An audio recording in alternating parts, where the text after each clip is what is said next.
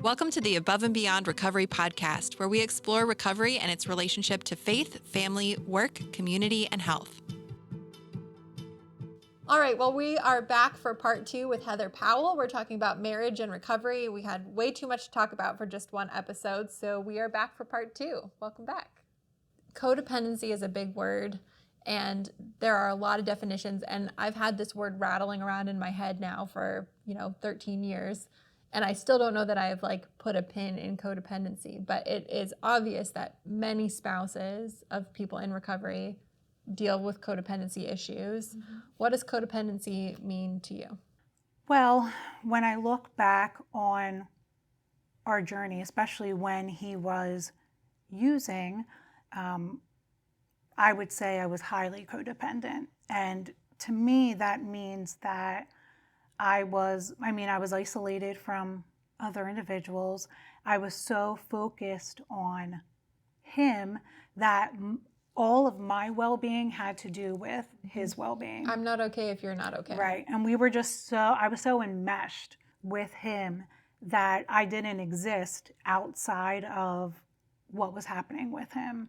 So because he was struggling so immensely, I was struggling as an individual, and I just wasn't able to take a step back and form any healthy, the key word is healthy, ideas or make any healthy decisions because I was so enmeshed with him. When I wish I would have been able to take a step back and say, hey, we need some hard boundaries right now. What is happening is not okay, and I'm going to draw the line right here, and if you cross that, these are going to be the repercussions for myself, for my safety and well-being. So I did not do that, and I really wish I was strong enough to have done that. I think one of the things that I've chewed on a lot is, in marriage we talk about commitment, and when you make a commitment to be married to somebody and be with them in sickness and in health, well, is an addiction a sickness? And didn't I make the commitment to be with you through that? So what does it mean to still be with you and still be committed to you in this relationship and keep my word to that commitment and protect myself? And in the case where you have kids, protect your family, because wives are often put in that position where they've got to be the protector now of their kids. So that's definitely a question that I still to this day wrestle with is, how do you keep safe boundaries and also keep your commitment if that's what you feel led to do? Mm-hmm. Well, I think I had told you about this before, but it must have been after one of his relapses when I thought he was sober. We actually saw a Christian counselor at one point, and I can remember that coming up, that in sickness and in health. And this counselor pointed something out to me, and it's always kind of stayed with me, that when you're usually talking about sickness, you're talking about physical illness, and really what I was experiencing was more aligned with that of adultery, right? And it was the lying, it was the deception, it was the manipulation, the secret keeping, and I always found that very interesting because that's one of the topics that the Bible does mention, is one of those clear violations of a marriage. And that kind of empowered me during that time to say, and I can remember us having this conversation, you were sick, you were ill, but also your behaviors were really in line with adultery. And if we're talking about our faith, that's not okay. These behaviors that I dealt with and the deception, this is a whole other, beast compared to if you had, stomach issues, or even if you had something as horrible as cancer. This is completely different. Well, and also separating the person from the behavior. We've had conversations like, I love you and I accept you and I want to be with you, but these behaviors do not belong in this relationship. And yeah, that can be definitely a challenging conversation. It sure can. Yeah. So I know for me, the stress and anxiety, the fear comes up from time to time, even now. How have you found ways to deal with that if and when it comes back? I'm pretty comfortable broaching those topics with my spouse. If we're going into certain situations, checking in to make sure that he's comfortable, asking how he's doing, and kind of having guidelines in place that we're kind of on the same page. So I don't have to worry about those things. With time, the trust grows and the anxiety starts to fade, which is great. But yeah, it does come up from time to time. So my expectation is that, I think a lot of men in general aren't comfortable talking about their feelings. So we have talked about, like, if you are struggling, if you are having triggers, you have to tell someone. It's not okay for you to keep that inside and then act on them.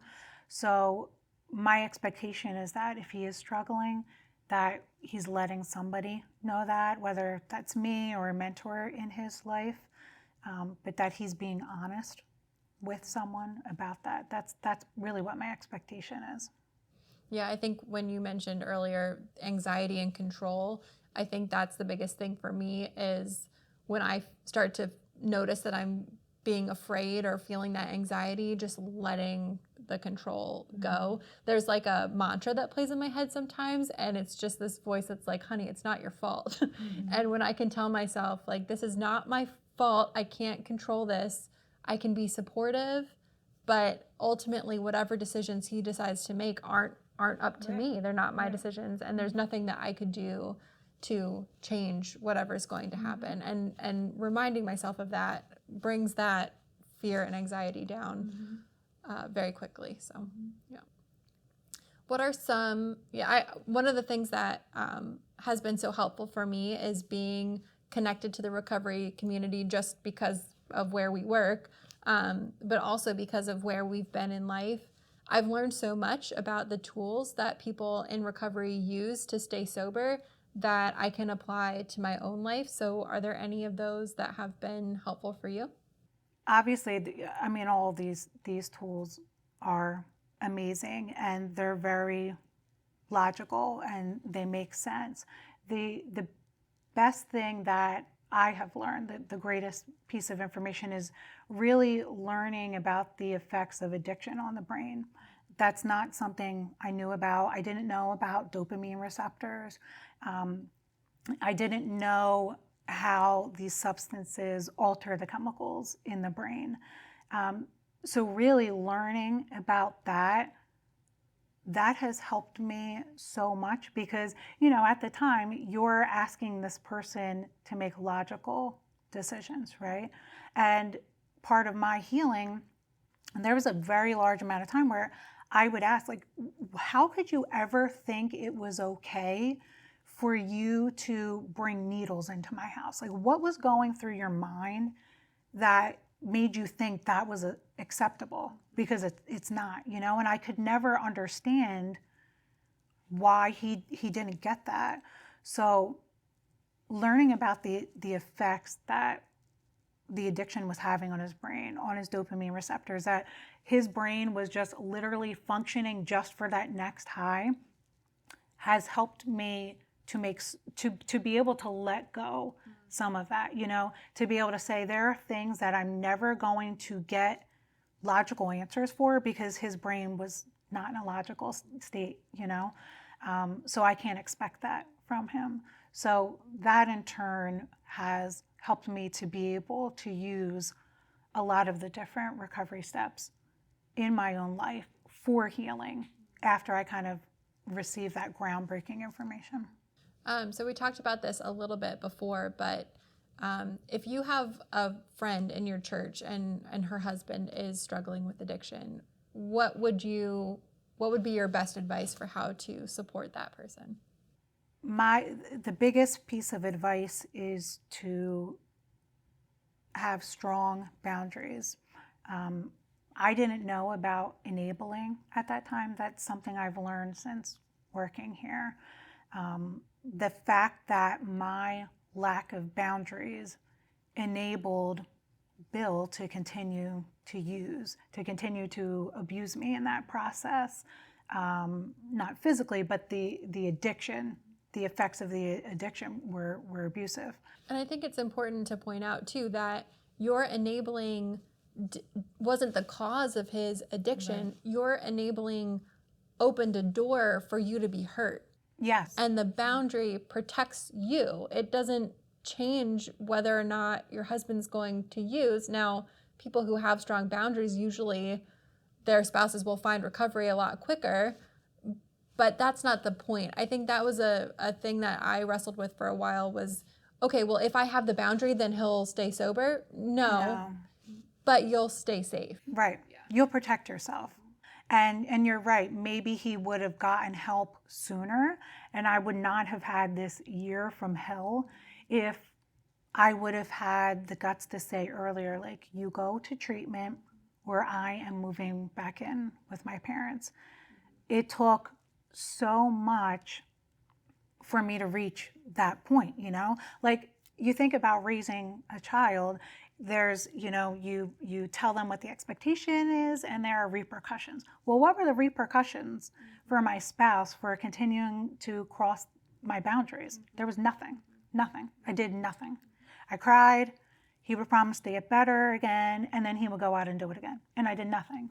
So I just prolonged my own suffering and allowed my boundaries to continue to be violated over and over and over again. So that's something I would tell someone, is that, listen, this is not okay. You know, the way you're getting treated, what is happening to you is not okay. You have to be strong, and I know it's so hard. It is so hard to make those boundaries because you think, if I make these boundaries, what if he goes and uses and dies? Well, guess what? Whether you have the boundaries or not, he's going to keep using, and he very possibly could die. So you either have the boundaries to protect yourself or you don't. That's the difference. So I would tell them, if your spouse violates them, there have to be repercussions, and, you know, hopefully you have someone you can turn to, you know, a professional who can help you in terms of kind of drafting out what those repercussions are. But it's not okay for your spouse to keep violating them. And obviously the goal is to get that person to treatment, but sometimes they don't want to go. And so what are you going to do? You're going to keep allowing them to come back home and using in your house? You can't do that, you know? I think some of the worst advice I've heard has been directions to get my husband into treatment. Amber, if you do this and you do this, then he'll go. So you need to do this and do this so that he'll get better. And I think the best advice you can give is, here's how we can help take care of you. Right. And help you keep boundaries that'll keep you safe. And then, you know, I think I certainly experienced this at Teen Challenge, but helping fill in the gaps for a spouse whose loved one is going to treatment. Absolutely. You know, because if that's a husband who happens to be the primary breadwinner, she's going to need a job or going to need some kind of financial support. She might need a place to live. She might need childcare, and being willing to come in and help in those very physical and tangible ways. I'm so glad you said that, because isn't that one of the biggest excuses they use as to why they can't go to treatment? Yep. I can't go to treatment. I have a job. We have rent.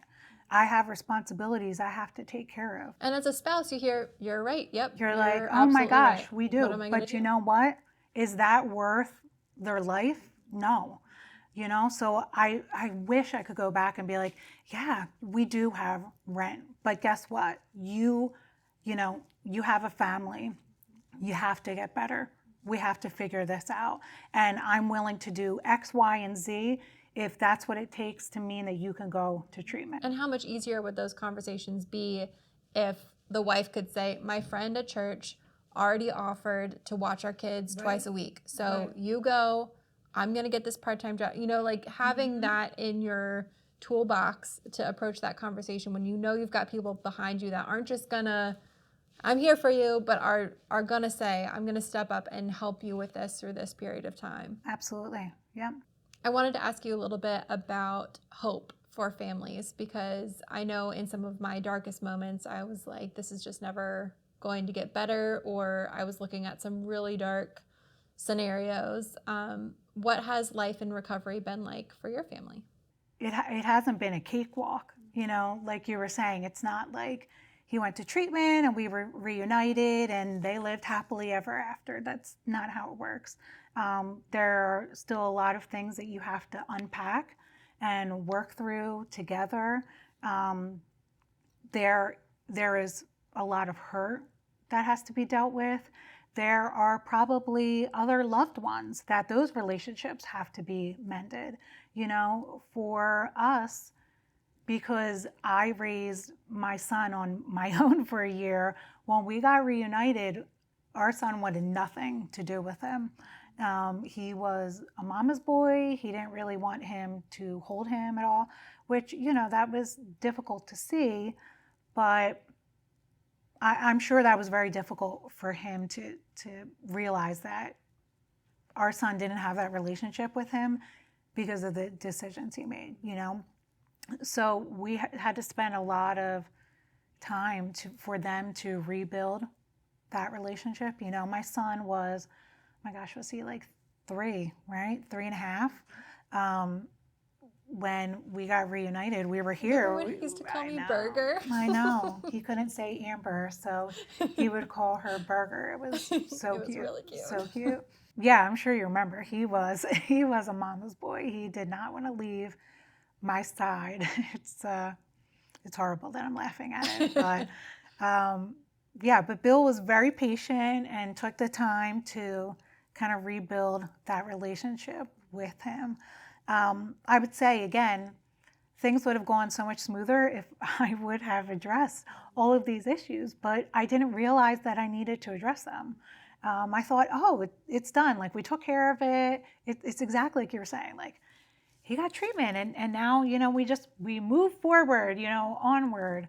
But there's just so much to work through that I really wish I would have gotten help, even for us as a couple when we got reunited, to work through those things, to work through what the relationship looked like, what our boundaries were, what trust looked like. I can remember after we moved off campus here, we bought our first home.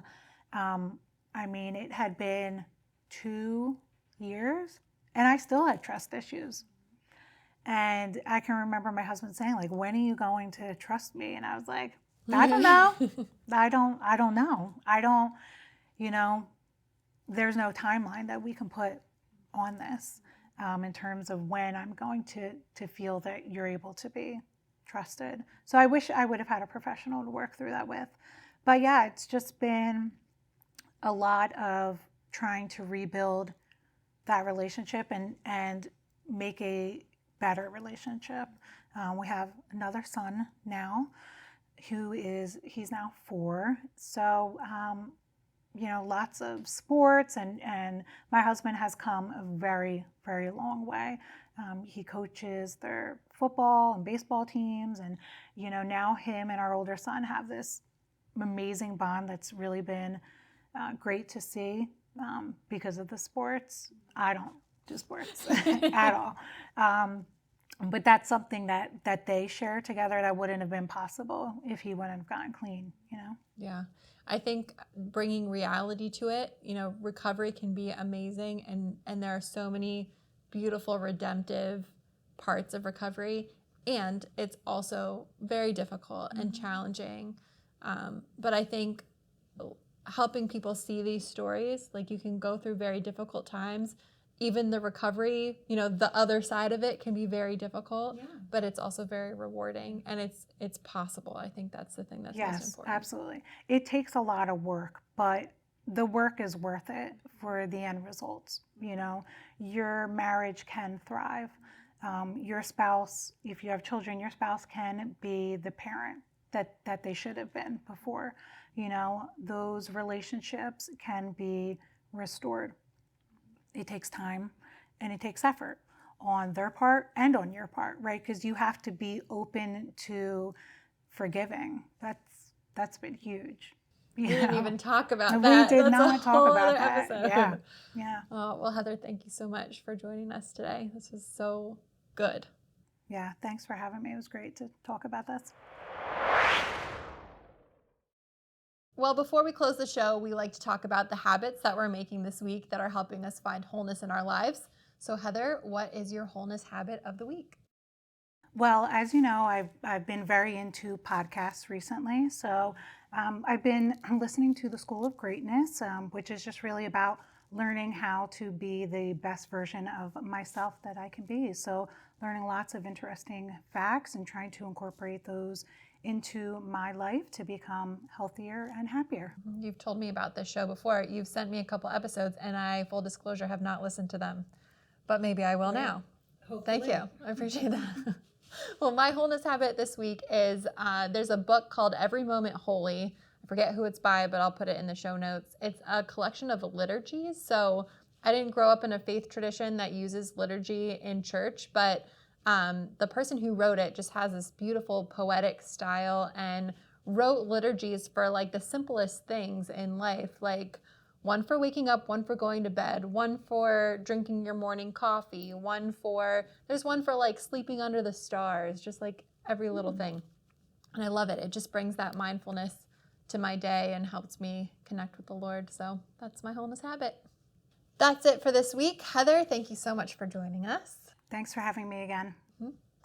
And to those of you listening, don't forget to leave us a comment or email us with a question at AboveBeyond@paatc.org. We're looking forward to hearing from you. So welcome back, Heather. Thanks. Do that again. Thanks. Why? That was good. No, it was good until you What do I ruined say? it. I've said thanks I'll for put your having hair me. back on this. I've said thanks for having me 40 I know. times. You don't So even have what? to say anything. You could just stare at me.